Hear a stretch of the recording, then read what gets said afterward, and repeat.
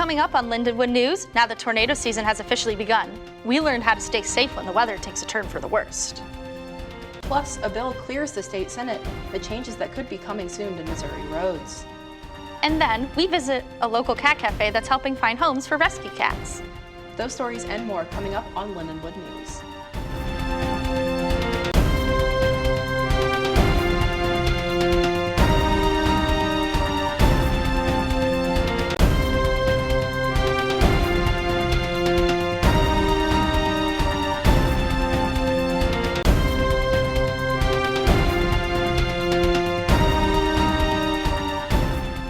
Welcome to Lindenwood News. I'm Nicole Schaefer. And I'm Kay Copeland. Whether you love weather reporting or don't, staying prepared for severe occurrences is one thing everyone needs to be aware of. Being prepared for natural disasters has its benefits, as it can save you money and time from having to file insurance claims, lowers the risk of death, and protects your property. According to Washington University, St. Louis, due to Missouri's unique topography of being extremely flat and towards the middle of the country, it is prone to getting both warm Gulf Coast winds and parts of cold northern Arctic blasts. Because of those factors, Missouri also tends to experience a lot of tornadoes, heat waves, thunderstorms, and flooding. The Are You Ready guide by FEMA is designed to educate and empower Americans on disaster mitigation, so here are a few general guidelines everyone can follow. Firstly is to know your insurance coverage. Be sure that your plan includes not just damage to your house in tornadoes, but covers even hail and medical liability. Next, you should have copies of all important documents, like birth certificates, social security cards, and medical records. Create an emergency fund as well should you be unable to work. Thirdly, have an emergency supply kit that has at least 2 weeks worth of food and water for each family member, including any pets. Regarding pets, ensure you are aware of hotels and other lodging that allow animals if your home is unsafe to return to. Lindenwood students receive rave alerts to their emails automatically and can opt in for text alerts. These alerts detail the type of weather, actions to take, and where to go for updates. Those who may be curious for a specific policy regarding natural disasters can go to the university website, click Campus Security under the Student Life tab, and then scroll to find the Basic Emergency Action Plan. Whether it's clear and sunny or dark and rainy, it pays to be safe. Missouri lawmakers are considering legislation that would raise speed limits on rural highways from 70 to 75 miles per hour. But the question persists as to whether the change would help or hurt road safety. With all the safety devices, lane departure, adaptive cruise, blind spot alert, airbags, side curtain airbags, crash assist, I think this is something that we need to do. I think it invites better flow of traffic. The bill, sponsored by Senator Jamie Berger, passed the state Senate earlier this month with bipartisan support. It now moves to the Missouri House for consideration. Lawmakers have attempted similar changes several times over the past 5 years, but those bills failed to pass. The Missouri Department of Transportation says speed is already a major factor in crashes across the state. The agency says about 1/3 of fatal crashes in Missouri involve excessive speed, more than both impairment and distraction. They make it 75, they're going to go 80 to 85. Big trucks can't stop as it is, let alone if you give them that much more speed, they really can't stop. If passed, the bill would only change speed limits on roads currently designated 70-mile-per-hour zones. In a statement, MoDOT cites research indicating that, quote, increasing the speed limit from 70 to 75 miles per hour increases the necessary braking distance by 90 feet. From a safety perspective, if speed limits are 75 miles per hour, the state should expect to see an associated increase in fatalities and serious injuries. Lindenwood fraternity Delta Tau Delta recently hosted a Shazam night to raise money for diabetes treatment. Art photographer Chase Cuddy was at the event and spoke to members of the fraternities in attendance.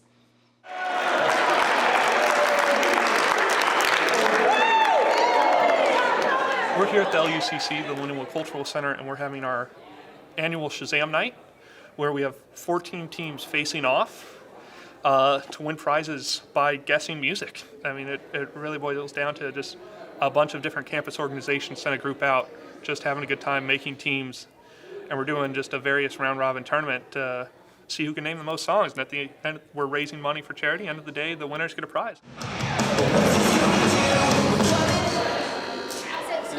That is correct.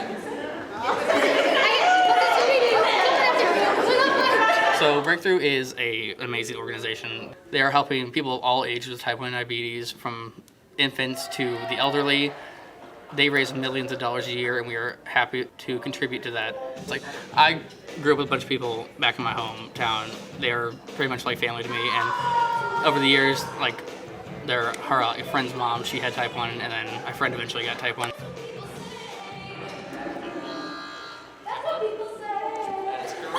Yeah, so I know someone told me earlier they already beat the goal of last year, so I think it's pretty cool. They're giving a lot of money just to help with type 1 diabetes, and I think that's pretty cool. I had a little sweep going on at the start. It was doing pretty good, but I'd probably say that's my favorite part, being up there, having a good time. All right, and your Shazam 2026 champions, the 8 count.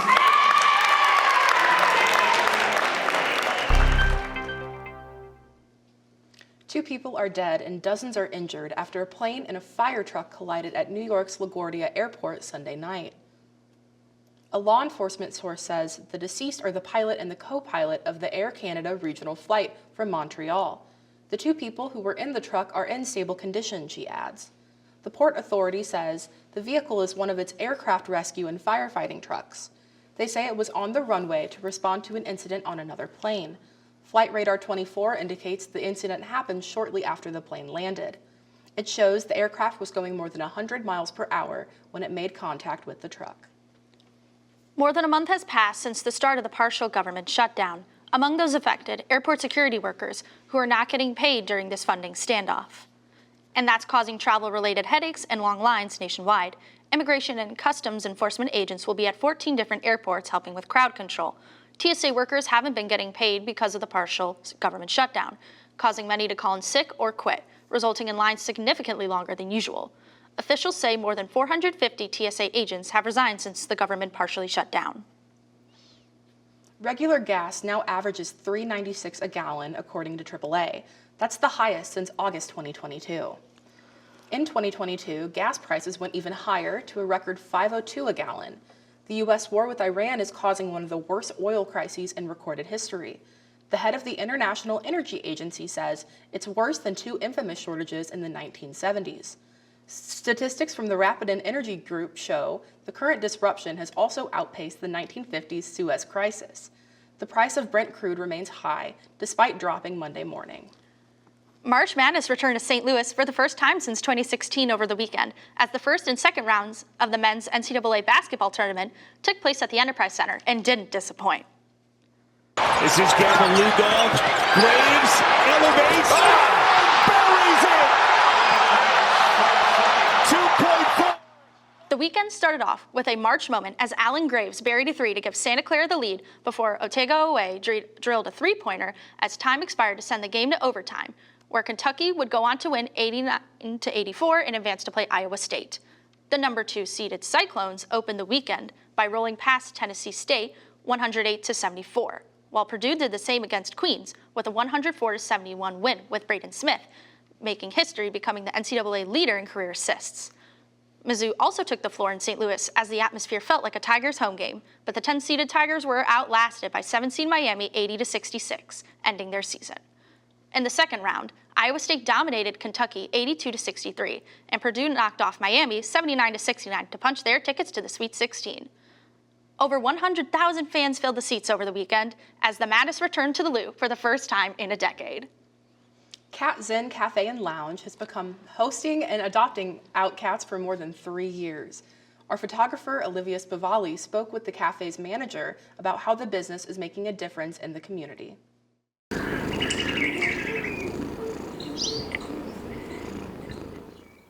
We have had about close to 400 adoptions this weekend since we've opened. And then Cats and Cafe opened end of November 2022.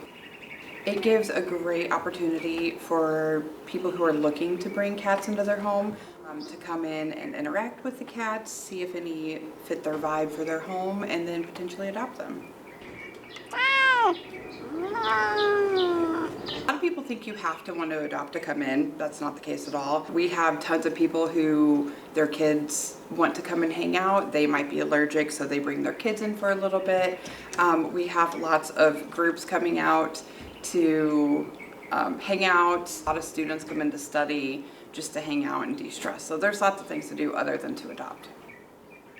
We partner with Smelly Cat Rescue. They find these kitties. They could be in the feral community. Some are owner surrender. Some are pulled off euthanasia lists. Kind of just depends of what the need is at the time. We have 2 cats that have been here the longest. Gravy and Patty, they've both been with us a little bit before Christmas of 2024. Sweet babies, they just are a little bit more shy. We partner with Kitty Town Coffee. They're women owned, they're a small business, they create great coffee. And every bag bought helps shelter kitties as well. So we really feel like we're helping give back in that way too, so that's cool. We all want the cats to find homes, and I think that's our greatest factor. Finding homes for the cats, finding good homes for the cats, and just getting to be a part of their rescue story.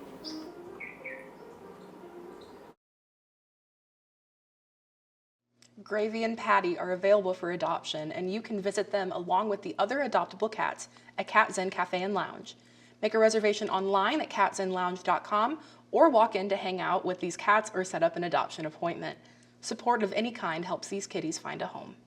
That's it for this edition of Lindenwood News. Thanks for joining us.